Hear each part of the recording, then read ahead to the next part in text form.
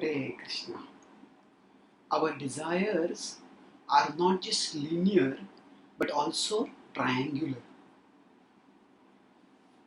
Linear nature of desires means that we see an object. The senses perceive a sense object and then a connecting line is formed between those objects, and then that line is like a rope which drags us towards the object and drags the object towards us. So our desires are in one sense linear. The Bhagavad Gita talks about this in 2.62 when it says, Dhyayato Vishayan Pumsaha Sangasteshu Pajayate.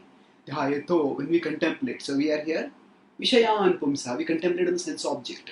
Then Sangasteshu Pajayate, Sangha, the attachment, the desire develops. And then Sangat Sanjayate Kamaha. From there, Kama, strong, irresistible desire develops. And in that way, we go forward, we get increasingly entangled and bound. Now, this is of course true. By contemplating on the sense objects, we develop attachment for them. So in that sense, desires are linear. But desires are also triangular. Triangular means that we get the desire to enjoy a sense object, not just by seeing that sense object, but also by seeing others enjoy that sense object. So, for example, if there is a very expensive phone that comes up or expensive car that comes up, at that time we may not ourselves immediately have that desire, but when some movie star, some sports star, some famous person is seen enjoying that product and is seen delighting in that product, then that triggers our desire. So what happens is we see someone else enjoying the sense object, and then we also start desiring that. So our desires are also triangular. That by seeing, so our desires are linked to others' desires. So for example, say someone may not have any desire to drink. Say a student comes to college and is student has been brought up in a cultured family, and initially when the student sees a drink, because of using one's intelligence and because of being brought up in a cultured family with good parents, the student doesn't have a desire to drink. But when that student sees other students drinking and apparently enjoying, at that time, that triggers the desire. So, the word Sangha means attachment, and the word Sangha also means association. So, Sangat Sanjayate Kamaha, an alternative reading can also be that by the association, desire develops. So here, we are not just contemplating on the sense object, but we are contemplating on the association that is enjoying the sense object, and by that, desire develops. So this triangularity of desires, understanding this triangularity is vital for purifying our desires.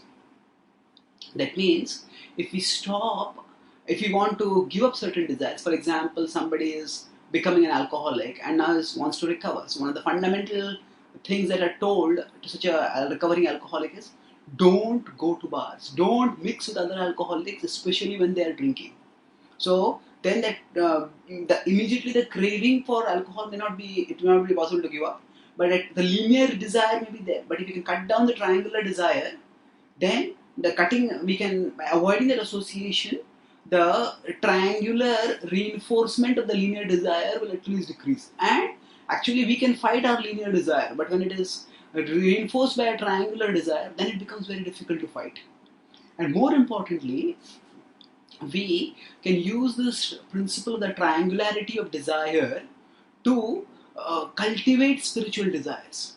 Now, for example, when we study the Bhagavad Gita, we may not find it very interesting.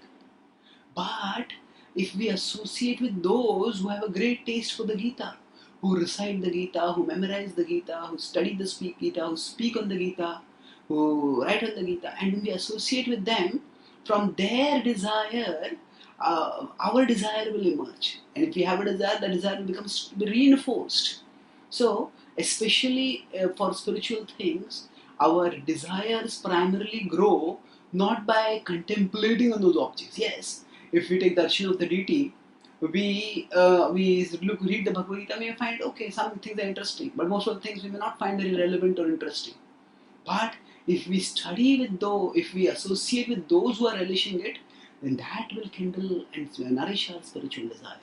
So, this triangularity of desires can be tapped in the process of bhakti. And that's why one of the fundamental principles of bhakti is not just remembrance of Krishna, but remembrance of Krishna in the association of Krishna's devotees.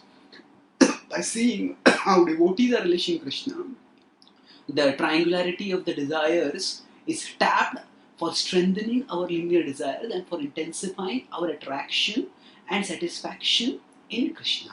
Thank you. Hare Krishna.